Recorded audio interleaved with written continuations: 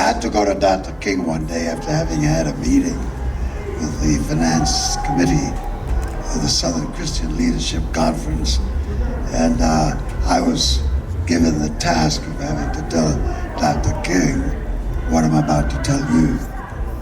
And Walton, I said, Doc,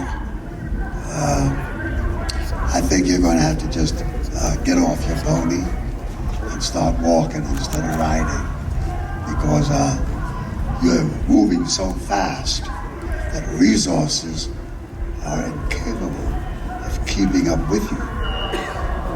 And we do not have at our disposal the money that we need to make a difference. He said, do you have any ideas to the solution? I said, there's one thing I can think of that we have not done, and that is there's a great sentiment being expressed by the peoples outside of the United States, in Europe, who are very sensitive to our issue and do not know quite how to respond to our needs. I would like you to come with me and go to Paris, at a gathering in Paris, where I'd like you to speak to the French economic community, and perhaps you can garner resources out of France. Dr. King's father, Daddy King, leaped up and in righteous indignation said, are you out of your mind, boy? You can't do that. We're Americans, and as Americans we can't afford to wash our laundry in public. If you think we're in trouble now, wait till you do something like that and see how they're gonna come down on us. We can't do that. And I said, well, Daddy King explained to me, what more can they do to us than they are now doing? They're killing us. They're lynching us. We can't vote. We're unemployed. All of the evils of mankind are heaped upon us. How can you say that we should not speak out to our brothers and sisters globally?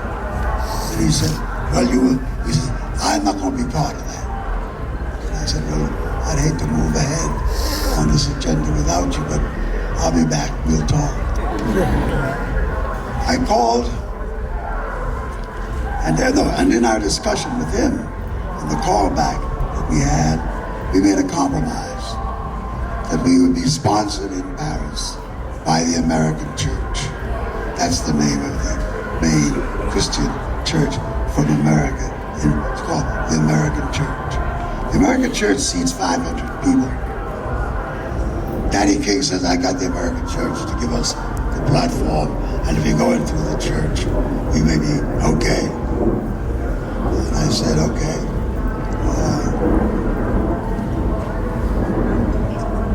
The important thing is to get the platform, to get the press, to get just some kind of approach to the bigger picture at some future date.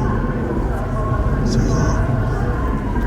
he came to me 5 days before we were to leave for Paris to tell me that the State Department had reached the American Church, and the American Church had withdrawn its invitation, that they would not be able to present Dr. King. And Daddy King said, you see, I told you they'd come after us. I said, well, wait a minute, Daddy. They throw one shot across our bow, and you're talking about retreat?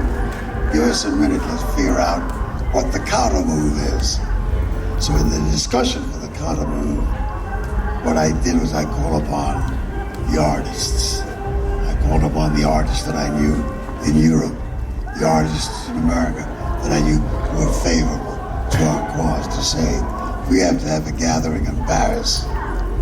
And after a brief talk with a man by the name of Yves Montand and his wife Simon Signoret, we not only took over the stadium in Paris, which had 30,000 people as its attendance, not 500, and everybody showed up.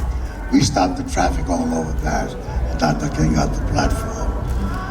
The State Department wrote a paper on this, saying that you're extremely dangerous as Americans going against the policy of our country.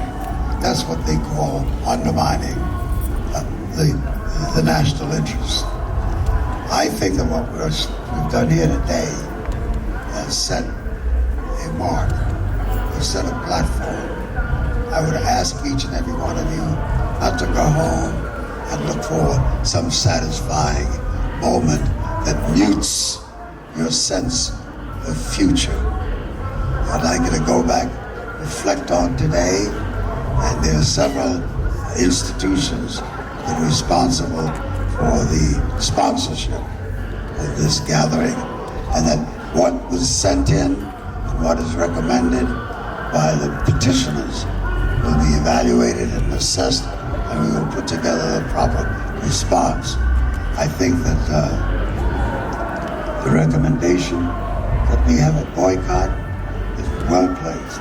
It's a perfect target. I think you're recommending it is fabulous.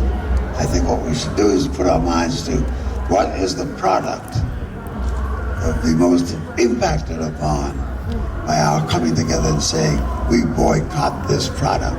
The black community will no longer buy from a company that does this kind of villainy to its black citizens and its citizens of color. I think we need to have that kind of base. And it isn't that just one company is going to make the difference, except in this way, all the other companies are going to be watching. And if you take one on and take it on really successfully, the others will fall in place. And to that extent, I think your observation is well taken. And I knew there was a reason you came today.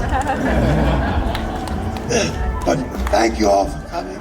Thank you all for listening to our messages. And thank the panel. And next time around, it's going to be bigger, better, and sweeter. Thank you. Thank you.